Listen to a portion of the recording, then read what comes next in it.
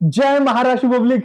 आप सभी का स्वागत है। आज के इस सेशन में बात करने वाले हैं इंपॉर्टेंट चैप्टर नहीं, लेसन के नहीं, पोएम के बारे में बात, क्योंकि आज हम इंग्लिश मीडियम की बात करेंगे। जी हाँ, आज हम बात करेंगे इंग्लिश के पोएम्स की, इंग्लिश के चैप्टर्स की, इंग्लिश मीडियम वाले पीपल की। तो ये काफी इंपॉर्टेंट वाली चीज आज हम डिस्कस करने वाले हैं, जो कि आज हम सब्जेक्ट लेने वाले हैं, that is nothing but the English. तो इंग्लिश सब्जेक्ट में आप सबको पता है कि उसमें काफी सारे लेसन है, काफी स्टोरीज है, काफी पोएम्स है, ग्रामर है, सब कुछ है ना। लेकिन आज बात करेंगे इस पर्टिकुलर पोएम के बारे में, जो इंग्लिश मीडियम की जो पहली पोएम है, that is the where the mind is without fear. ये आज बात करेंगे।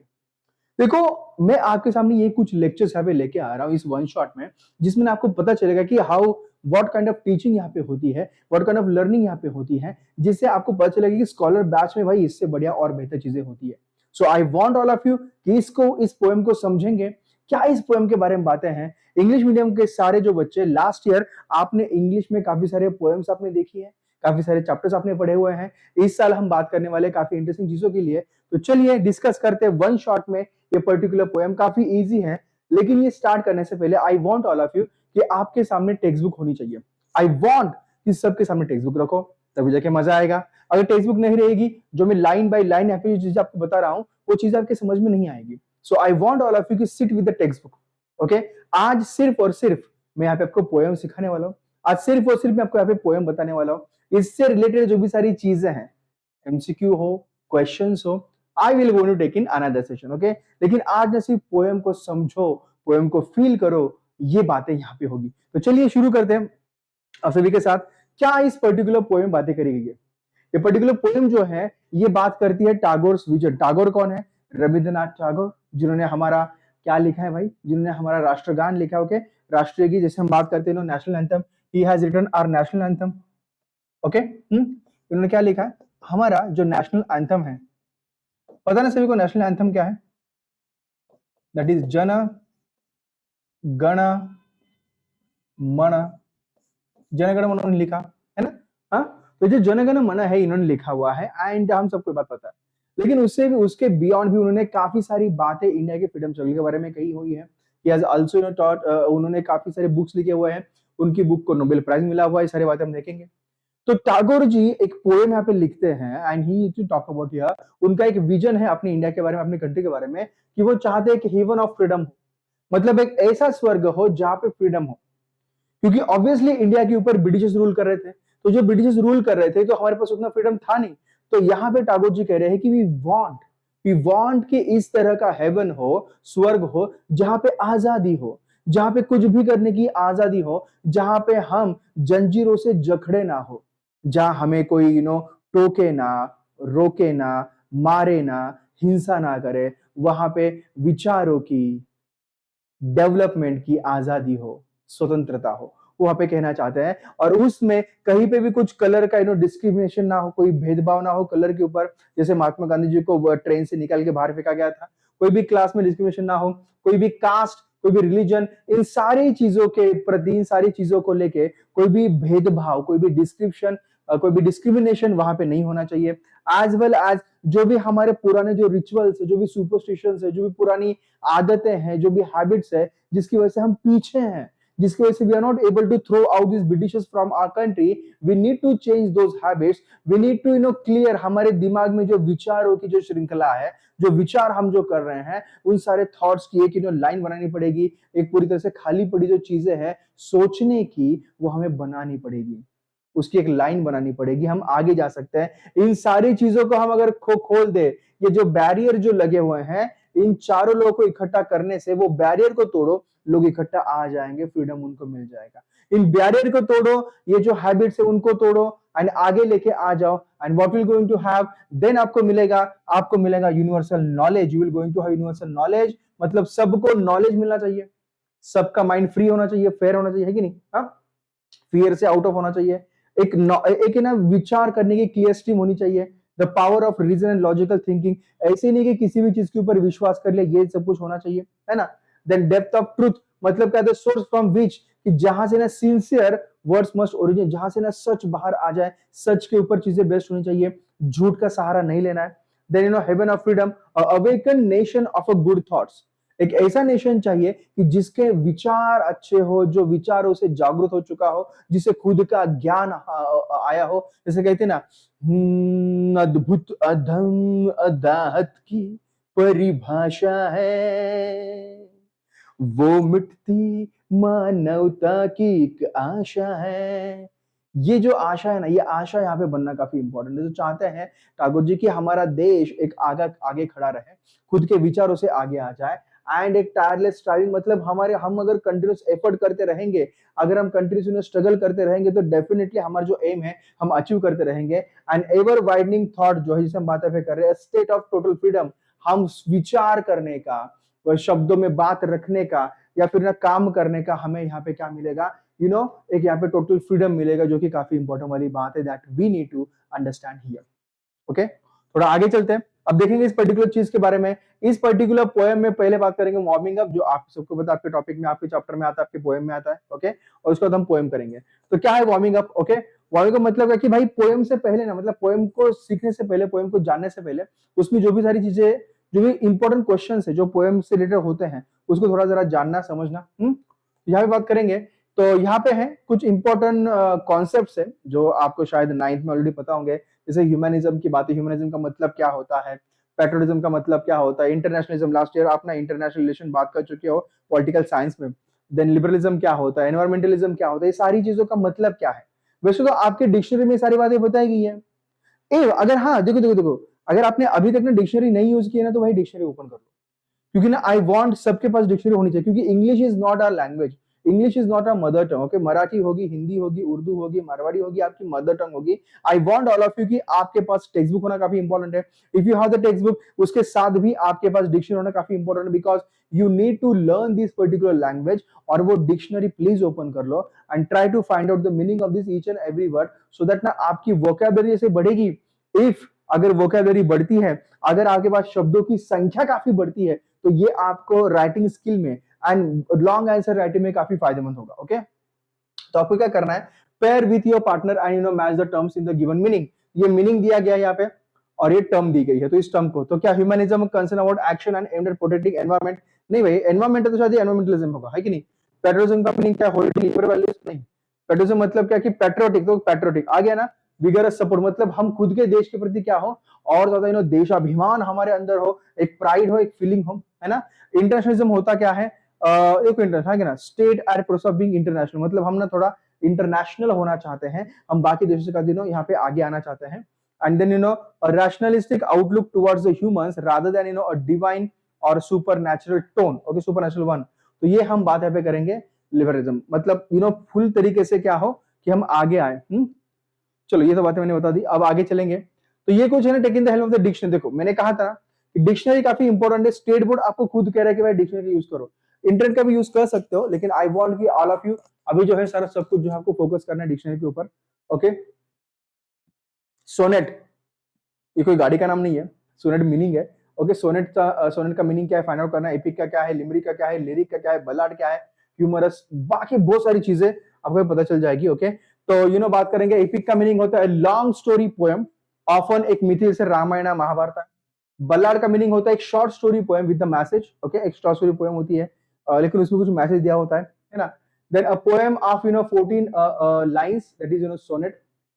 Then song like a poem, lyric. A poem with uniformity of rhyme, इसमें राइम वगैरह होगा। ओके, नो यूनिफॉर्मिटी, कोई यूनिफॉर्मिटी नहीं है, कोई राइमिंग पेयर वगैरह नहीं है, कोई सेम दिखने वाला शब्द नहीं है, उसे हम कहेंगे भाई फ्री वर्स, है ना। अ पोएम सेट इन पिक्चरस्टिक और रस्टिक बैकग्राउंड, उसे हम कहेंगे ideal. Okay, then sad poem जो है कहीं डेथ के बारे में, मतलब खुद के लव्ड वंस, जो अपने प्रिय व्यक्ति उनके डेथ के बारे में है, उसे हम एलिगी कहेंगे। ओके, हाँ। Then 5 line short funny poem with rhyme scheme AABBA, उसे हम कहेंगे ओके, लिमरिक। देन बात करेंगे पोएम जिस तरह से जस्ट क्रिएट हम बात करेंगे ह्यूमर, उसे कहेंगे ह्यूमरस। या ये काफी इंपॉर्टेंट वाली बात है, इसे ये है ह्यूमर, ह्यूमर। ओके, चलो नेक्स्ट। अब देखो ये सारी जो बातें मैं आपको बता रहा था, अब ये बताने के बाद ना मैं चाहता हूं कि आप सब लोग थोड़ी ध्यान दे दो कि आपके लिए ना हम कुछ चीजें यहाँ पे लेके आए। Okay, we want all of you कि आपको थोड़ी बातें यहाँ पे ध्यान में रखनी है। ओके, कि आपके लिए चीजें क्या है। तो वी आर एक्चुअली, आपके जो भी छोटे भाई बहन हैं, जो कि अभी राइट नाउ 8th में है, जो 9th में आना चाहते हैं, उन सब के लिए भाई we have the new batch here, that is learners batch. क्या है? That is the learners batch, है ना। तो learners batch is very very important. Okay, हाँ, तो लर्नर बैच काफी इंपॉर्टेंट है, तो ये लर्नर बैच को आपको ध्यान में रख के चलना है। एंड हियर इट इज, इस बैच का प्राइस 2,500 रखा गया है, जो 9th के बच्चों के लिए है। ये बैच 9th के लिए है, so you can join this particular batch. Each and every subject आपको सिखाया जा रहा है, मैं भी उसमें हूँ। ओके, विधि मैम है, सुयोग सर है और प्रवीण सर तो उसमें रहेंगे ही रहेंगे, तो टेंशन की बात है बिल्कुल नहीं है। ओके, देन वी हैव अपनी सबकी favourite, it is scholar batch, जो कि स्पेसिफिकली 10th के लिए है। And we are here all with the Sanskrit, with the Hindi, with the Marathi, with the English, with the SST, with the maths and with the science. All these topics are there, all these subjects are there. Okay, so I want you to focus on scholar batch जो है 10th के लिए है, इसकी fees only and only 2,999 है। Okay, तो काफी कम है, इसमें सारे सब्जेक्ट आपको मिल रहे हैं। ये इंपॉर्टेंट वाली बात आप ध्यान में जरूर रखिएगा। ओके, द न्यू बैच जो कि आ रही है आपकी 11th के लिए एंड 12th के लिए। जो भी आपके भाई बहन है या फिर जो भी आपके रिलेटिव्स वगैरह है, उन्हें बता दो कि वी आर एक्चुअली न्यू 2 साल का कोर्स हम लेके आ रहे हैं 11वीं 12वीं के लिए। न्यू इन्फिनिटी कोर्स हम लेके आ रहे हैं, and new 2 years infinity plus course भी हम लेके आ रहे हैं। So this is very important batch. If you really want to learn with Vedantu इतनी बड़े प्लेटफॉर्म के ऊपर, तो प्लीज डू कम एंड मचाते भाई। ओके, आपके सक्सेस को और काफी ऊपर लेके चले जाते हैं। तो चलिए, will have here very important thing here. तो टैगोर जी के बारे में अगर बात करें काफी सिंपल तरीके से, ये है हमारे रविंद्रनाथ टैगोर जी। ओके, तो रविंद्रनाथ टैगोर 1861 में इनका जन्म हुआ था। कब हुआ था? 1861 में। 1941 में इनका डेथ हुआ। And he was author of Gitanjali and it's profoundly sensitive, fresh and beautiful verse. तो he became the first non European to win the Nobel prize in the literature in 1913। Okay, तो ये क्या है, फर्स्ट नॉन यूरोपियन यहाँ पे बने जिन्होंने Nobel prize जीता 1913 में। मतलब इससे पहले नोबेल प्राइज जो लिटरेचर में जीता था, वो जीता था सारे इंडिया छोड़ के बाकी सारे यूरोपियन पीपल ने। ओके, ये पहले ऐसे लोग, पहले ऐसे व्यक्ति थे। तो क्या कह रहे हैं यहाँ पे हमारे रविंद्रनाथ टैगोर जी आपको बता रहे हैं काफी सिंपल चीज है। क्या बता रहे हैं? Okay, he is telling you, देखो मैंने गीतांजलि लिखा है। ओके, एंड काफी बड़ा ग्रेट ऑथर हूं मैं। एंड ये बुक जो कह रही है कि it's very profoundly sensitive verse है, सो ब्यूटीफुल सारी चीजें उन्होंने लिखी हुई है इस पर्टिकुलर पोएम में। एंड कोई भी यूरोपियन नहीं, he beat everyone else first, awesome. 1930 में नोबेल प्राइज उन्हें मिला, क्या बात है। He was the first non European winner, Europe में से कोई भी जीत नहीं पाया। एंड फाइनली रविंद्रनाथ टैगोर जी को नोबेल प्राइज दिया गया, जो अपने आप में काफी इंपॉर्टेंट वाली बात है, that we need to understand here, है कि नहीं? मजेदार। इस तरह से पढ़ाई होगी, मतलब ना आपको विजुअलाइज करेंगे, हम आपको विजुअलाइज करके दिखाएंगे, क्योंकि ना स्टोरी आपके दिमाग में छापेंगे, क्योंकि आपके टेक्स्ट बुक में क्या सिर्फ लाइंस दी हुई है, other than that there is nothing. So I want कि रविंद्रनाथ टैगोर जी आपके सामने आए, आपसे बातें करें, आपको पूछें, and he should have a conversation with you, and आपको फील हो। तो रविंद्रनाथ टैगोर जी के बारे में बात यहाँ पे करेंगे। ये काफी वास्टली, मतलब बहुत सारे लोग इन्हें रीड करते हैं, इनके पोएम्स, इनकी बुक रीड करते हैं। एंड इन्होंने जो है इस पर्टिकुलर पोएम को कंपोज किया गया था बंगाली में, एंड उन्होंने खुद को ही इसको ट्रांसलेट किया इंग्लिश में। The mind is without fear, ये जो है ना, okay, where the mind is without fear, ये सारी ये जो पोएम है, ये उन्होंने ही क्या की थी, इंग्लिश में ट्रांसलेट की है। अब ये पोएम कहां से ली गई है? उनकी एंथोलॉजी है गीतांजलि। अब ये एंथोलॉजी क्या है? Find out the meaning of anthology in your dictionary और the internet and write down in the comment section कि एंथोलॉजी का मीनिंग है क्या। क्योंकि देखो, जब तक मीनिंग नहीं समझोगे ना, तब तक ये पोएम का वो पैराग्राफ, वो लाइन नहीं समझोगे। ओके, हाँ। Tagore live during the time when India was ruled by British. तो उस टाइम पे रहे हैं जिस टाइम पे ब्रिटिशर्स ने इंडिया को रूल किया था, इंडिया के ऊपर रूल कर रहे थे, काफी ब्रूटली रूल कर रहे थे। And now we want to understand in this poem, besides the political freedom from the British, the Tagore also appeals to God for social, educational and economic freedom for the people of India. ये काफी simple वाली बात है to understand here. तो अब देखो क्या है, the simple and funny guard अगर बात करेंगे, ये पोएम उन्होंने लिखी हुई थी ओरिजिनल बंगाली में, एंड फिर इंग्लिश में उन्होंने लिखी। एंड ओ डबल वर्क किया, बच्चा कह रहा है डबल वर्क किया आपने। Okay, then from Nobel prize winning collection Gitanjali से ये सारी चीजें यहाँ पे आ रही हैं। And return during the British, जब ब्रिटिश वहां पे थे, ओके, क्विट प्लीज, लेकिन तभी वो लिखते रहे, आगे जाते रहे, लोगों को बातें बताते रहे। काफी टफ टाइम था। एंड उन्होंने not just for all freedoms, उन्हें क्या किया, पॉलिटिकल फ्रीडम, सोशल फ्रीडम मिले, एजुकेशनल फ्रीडम मिले, इकोनॉमिक फ्रीडम मिले। मतलब क्या, ये चाहते थे कि इन सारी विश वो कर रहे थे कि मेरे सारे देशवासियों को ये सारी चीजें मिले। क्या मिले? पॉलिटिकल फ्रीडम मिले, मतलब कोई भी फॉरेन रूल यहाँ पे ना हो। सोशल फ्रीडम मिले, मतलब सब जन इक्वल हो। एजुकेशन फ्रीडम, मतलब सबको नॉलेज मिलना चाहिए। इकोनॉमिक फ्रीडम मतलब क्या कि गुड जॉब्स एंड मनी यहाँ पे आनी चाहिए। इतनी सारे फ्रीडम वो भगवान से मांग रहे हैं कि मेरे इस देश को आगे लेके जाओ। मेरे इस देश में जो भी सारे मेरे देशवासी हैं, उन सारे देशवासियों को सारी ये चीजें मिलनी चाहिए। ये वो बातें वहां पे कह रहे हैं। तो बच्चे कह रहे वाह, काफी बेहतरीन बात है। अब इस पोएम की जो सेंट्रल आइडिया है वो मैं आपको बताना चाहता हूँ। इस पोएम में एक्चुअली क्या बातें बताई गई है। ओके, हाँ चलिए, तो बात यहाँ पे करें काफी सिंपल तरीके से। इसमें ना काफी सिंपल बातें बताई गई। टैगोर की जो ये प्रेयर है ड्यूरिंग द ब्रिटिश रूल, ये चाहते हैं कि फ्री इंडिया हो जाए फ्रॉम द चेन्स जो ब्रिटिशर्स ने पकड़ के रखा हुआ है। तो वो चाहते हैं कि mysterious concept of the freedom के बारे में वो बात कर रहे हैं गॉड से, कि गॉड मेरे कंट्री को जगाओ, मेरे देशवासियों को जगाओ। मेरे कंट्री को जगाओ मतलब क्या? मेरे कंट्री में जो देशवासी रह रहे हैं, जो पीपल रह रहे हैं, उन सारे पीपल को जगाओ, उन पीपल को बताओ कि भाई उठो, जागो, लड़ो, अपने हक के लिए लड़ो। ये सारी बातें हैं। तो ये जो इंडिया की बात अगर यहाँ पे कर रहे हैं, इसको उठाइएगा। स्ट्रगल फॉर अवेकनिंग काफी है, फ्रीडम की तरफ जाना है, जो कि स्वर्ग है। डे ड्रीमिंग छोड़ दो और आगे चलो, कुछ ना कुछ हमें करना पड़ेगा, मेहनत करनी पड़ेगी। Then and then only will going to have the better future. Okay, तो ये चाहते थे ब्रिटिश रूल्स एंड गुलामी से हम आजादी चाहते हैं। तो ये सारे जो बच्चे हैं वो उससे प्रेयर कर रहे हैं। एंड रविंद्रनाथ टैगोर जी यही चाहते हैं कि भाई ये सारी चीजें हो। इस सेंट्रल थीम है। अब सेंट्रल थीम पता चल गई, मतलब बहुत सारी चीजें आपको पता चल गई कि टैगोर जो है बात क्या कर रहे हैं। अब देखो पोएम की बात करते हैं। पहली स्टांजा है, क्या स्टांजा है?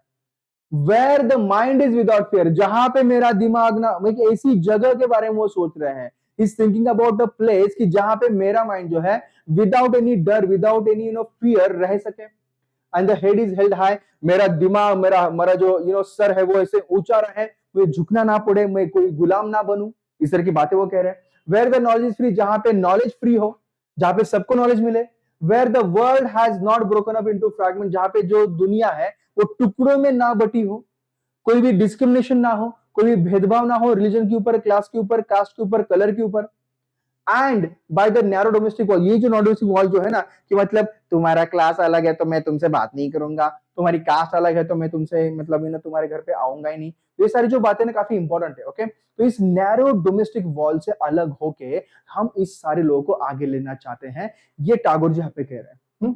तो क्या कह रहे हैं? पोएम्स विजन है कि माइंड इज विदाउट फियर, मतलब मैं ना कभी डरू ना, मैं कॉन्फिडेंट रहूं। मैं ऐसे लोग चाहता हूं जो कॉन्फिडेंट रहे, जो कि ब्रेव रहे। मेरा हेड हमेशा हेड हाई हो, मैं हमेशा कॉन्फिडेंस के साथ आगे रहूं, किसी के सामने झुकू ना। And knowledge is free, free schools, no fees, सबको एजुकेशन मिलना चाहिए, सबको चांस मिलना चाहिए खुद को प्रूव करने का। Then understanding the narrow domestic wall मतलब क्या? कि यहाँ पे रिलीजन की वॉल, कास्ट की वॉल, क्लास की, स्ट्रगल की, कलर की, प्रोविंस की, ये क्या ही सारे भेदभाव में अमन, मतलब कि ये जो डिविजन्स जो है ना हमारे सोसाइटी में, जो ये भेदभाव जो हुआ है, जो डिविजन्स जो बनाई गई है रिलीजन के ऊपर, तुम्हारा धर्म अलग, मेरा धर्म अलग, तुम्हारी कास्ट अलग, मेरी कास्ट अलग, तुम्हारा क्लास अलग, मेरा क्लास अलग, तुम्हारा कलर अलग, मेरा कलर अलग, ये सब कुछ छोड़ देना है। एंड हमें अवेकन होना है, हमें जागृत होना है, हमें सोचना है अपनी दुनिया के बारे में, अपनी इंडिया के बारे में। तो वो कह रहे हैं कि उठो मेरे भारतीय लोग, उठो, अपनी धरती माँ को आजाद करो। Okay, leading a life of dignity and the honour, not superstition, अंधश्रद्धाओं के ऊपर विश्वास ना करो। एंड अवेक हो जाओ, इकट्ठा हो जाओ, खुद को आगे लेके आओ और इस भारत माता को इस ब्रिटिशों के चंगुल से छुड़वाओ और एक नया स्वर्ग तुम्हारी राह देख रहा है, उस स्वर्ग की तरफ आगे बढ़ो। ये वो बातें यहाँ पे कह रहे, खुद को एजुकेट करो। एंड ये इतनी आसान पोएम है। एक नई वाले और एक स्टांजा पे ले लेते हैं, है ना? क्या स्टांजा? स्टांजा ये है कि where words come out from the depth of truth, मतलब जो शब्द है वो शब्द ऐसे ही नहीं कि मैं कुछ बातें कर रहा हूं, वो सच जानने के बाद वो शब्द वहां पे आ जाने चाहिए। ये बात यहाँ पे कर दिए जा रहे हैं। ओके, तो the words come out from the depth of the truth, the tireless, where tireless striving stretches its arm towards the perfection, मतलब हम ना कंटिन्यूसली स्ट्रगल करते रहे, कंटिन्यूसली ट्राई करते रहे कि हम परफेक्शन तक कैसे चले जाए। परफेक्शन हासिल करना काफी इंपॉर्टेंट, यही आपको करना है। Where the clear stream of reason has not lost its way, जो मतलब आपके दिमाग में कचरा नहीं होना चाहिए, आपके दिमाग में विचार जो है ना एकदम क्लियर हो जाने चाहिए, और एकदम लॉजिक से सोचो, एकदम थिंकिंग से सोचो, क्लियर विजन से सोचो, तभी जाके आगे जा सकते हो। So these are the things are really really important. And he wishes to the people to be honest, open minded and industrious. Okay, मतलब क्या कि then only they would stretch their arms towards the perfection. मतलब ये बात है कि where words come from depth of truth. मतलब ये ट्रूथ वेल है. एक मैं आपको इमेजिनेशन करके दिखा रहा हूं कि आप ना कोई भी झूठ ना बोलो. Be honest to yourself, sincerity से सारी चीजें करो. एंड कोई भी फेक नहीं करना है, कोई फेकिंग नहीं करनी है. Don't fake up. मतलब क्या कि भाई कोई झूठ वाली चीजें बता के आगे ना बढ़ो. Okay, so we should always speak honestly, we should always speak truth. ये बातें यहाँ पे कहा गई हैं रविंद्रनाथ टैगोर जी के द्वारा. वो कहा गया कि आपको ना क्या करना है, कीप ट्राइंग करना है. आपको सक्सेस मिलेगा ही मिलेगा, परफेक्शन आपको मिलेगा ही मिलेगा. सो टायरलेस स्ट्राइविंग, क्या कंटिन्यूस एफर्ट करना है, स्ट्रगल करते रहना है, आगे जाना है, खुद को बेहतर करते रहना है. And stretches its arms, aims at achieving a goal. Goal को अचीव करते हुए आपको आगे जाना. Where the clear stream of reason has not lost its way. मतलब अगर आपके पास ना विचारों की एकदम क्लियर स्ट्रीम हो, मतलब उसमें कुछ भी कंफ्यूजन ना हो. ओके, लॉजिकली सारी चीजें हो, सारे फैक्ट्स आपके पास अगर अवेलेबल हो, तो डेफिनेटली आप सही से सोच सकते हो. लेकिन अगर फैक्ट्स आपको पता नहीं है, you can not think very wisely. आप क्लियरली नहीं सोच पाओगे. इसलिए आपके पास रीजन अगर क्लियर हो कि मुझे करना क्या है, क्यों भाई बैच में आना है, क्यों ये वीडियो देखना है, देन आप सही तरीके से समझ सकते हो. लेकिन अभी वीडियो देखते समय अगर आपके दिमाग में क्लियर नहीं कि मुझे करना क्या है, तो भाई फिर सब कुछ कचरा ही कचरा हो जाएगा, सब कुछ कंफ्यूजन हो जाएगा. So when ever what ever thing जो आप करना चाहते हो, आप कुछ भी करना चाहते हो, मतलब आप ना रेस दौड़ना चाहते हो, आप खाना खाना चाहते हो, आप जिम ज्वाइन करना चाहते हो, आप पढ़ाई करना चाहते हो, ये करना क्यों चाहते हो, उसके रीजंस अगर क्लियर है, उसका लॉजिक अगर क्लियर है, यूट्यूब पे आके मेरा ये सेशन क्यों देख रहे हो, ये अगर क्लियर है, तो भाई तुम आगे जा रहे हो. नहीं तो फिर क्या है, हम उसी सुपरस्टिशन में अटके रहेंगे, उसी अंधश्रद्धा में अटके रहेंगे, आगे जा नहीं सकेंगे. इसलिए लॉजिक को आगे बढ़ाना है, जो दिमाग को यहाँ पे ना सफल करके आगे आपको चलाना है. ये तो बात हमने यहाँ पे कर ली. ओके, देखो हम टागोर जी यहाँ पे कह रहे हैं कि ना ये इन्वोकेशन ना डीप पैट्रियोटिक फीलिंग. तो हमें क्या करना है भाई, ये जो हम सुपरस्टिशन जो यहाँ पे अटके पड़े हैं ना, मतलब पहले से दिमाग में ठान कर लिया कि भाई वो सरनेम वाला व्यक्ति मुझे नहीं चाहिए, वो कलर वाले व्यक्ति से मैं कभी बात नहीं करूंगा. ये क्या बात हुई भाई, ये क्या बात हुई. सुनो, this is the caste village, creed corner, superstition town, narrow minded road. ये सब कुछ खत्म करना है.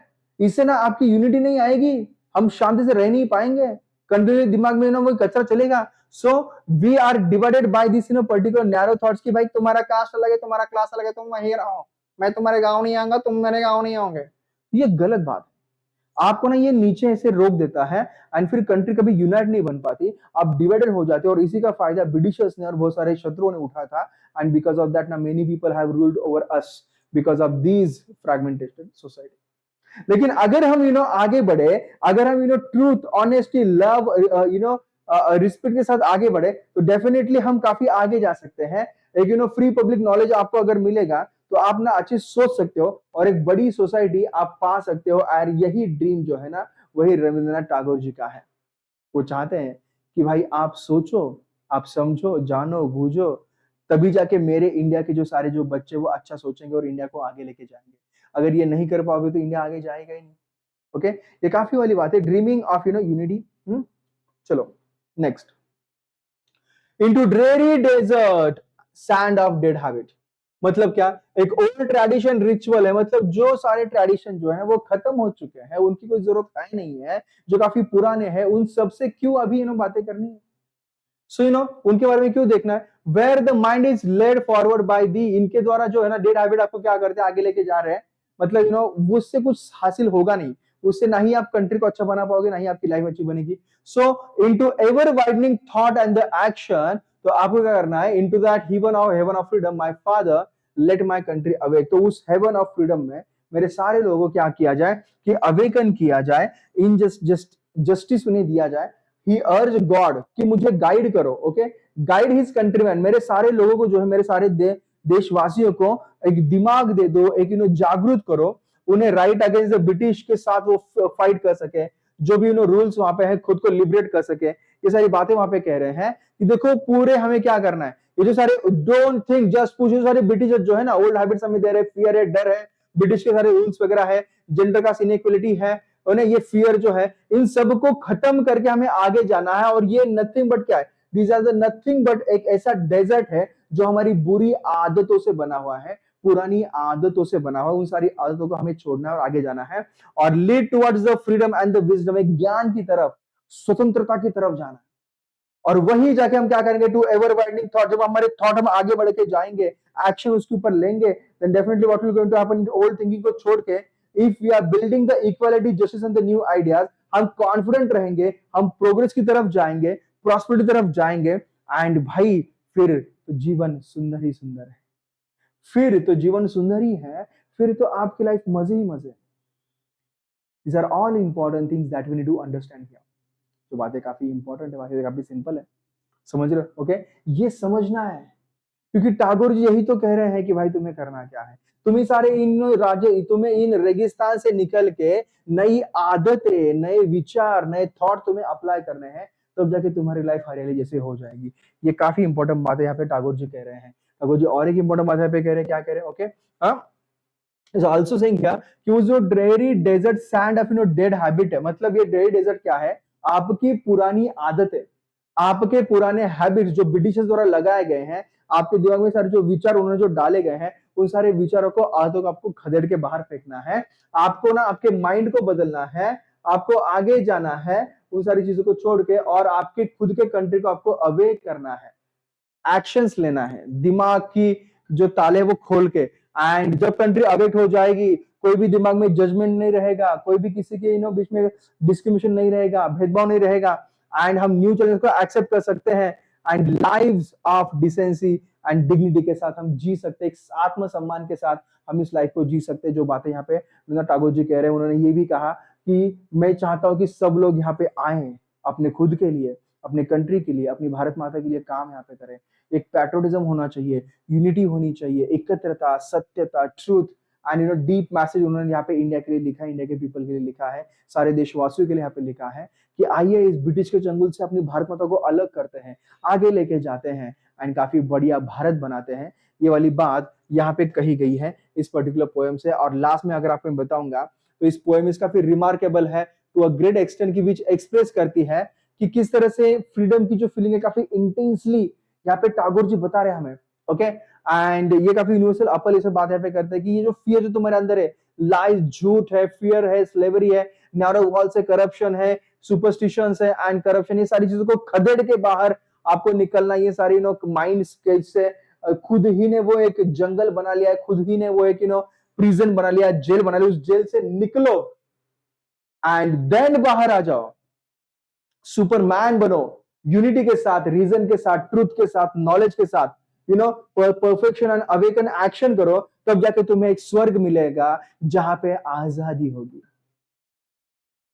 जहां पे आजादी होगी, तुम्हें जो चाहे करने की, तुम्हें जो चाहे बनने की। Awaken brain in the freedom of haven, एक हैप्पियर फ्यूचर रहेगा। एंड टैगोर बता रहे हैं कि भाई एक intense feeling of freedom, and invasion करते हैं कि हेवन ऑफ फ्रीडम इस तरीके से हो। अगर इस तरीके से हम जागेंगे, उठेंगे, काम करेंगे तो फ्यूचर बढ़िया होगा हमारे सारे देशवासियों के लिए, हमारा भारत काफी अच्छा होगा हमारे सारे देशवासियों के लिए। तो पुरानी आदतें छोड़ो, नई आदतों को लगा लो, अपनी लाइफ में अप्लाई करो, लाइफ चंगा हो जाएगी, बल्ले बल्ले हो जाएगी, जिंगा लाला हो जाएगी। एंड ये सारी चीजें आप अभी भी अप्लाई कर सकते हो। डरो मत किस चीज से, डरना बिल्कुल मना, ये सारी चीजों को छोड़ दो।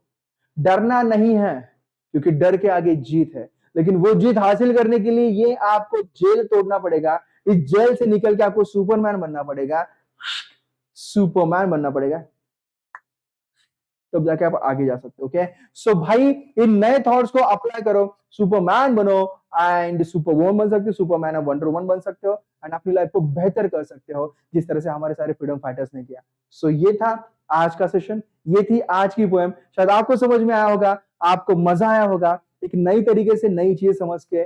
और अगर अच्छा लगा हो तो लाइक करो, शेयर करो अपने दोस्तों के साथ, बता दो उन्हें कि भाई सेशन यहाँ पे हो रहे हैं। And very important thing guys, अगर अच्छा लगा हो तो कमेंट सेक्शन में जरूर बताना कि क्या अच्छा लगा। ओके, और अगर कुछ नहीं समझा हो तो मुझे वो बताना कि तुम्हें क्या नहीं समझा। I will going to be there to reply your comments my dear. So हम बात करेंगे नेक्स्ट सेशन में, मिलेंगे एक नई पोएम, एक नए चैप्टर के साथ। So till then please take care of yourself. Tata, bye bye, take care, thank you so much, जय महाराष्ट्र, धन्यवाद गाइस, बाय बाय।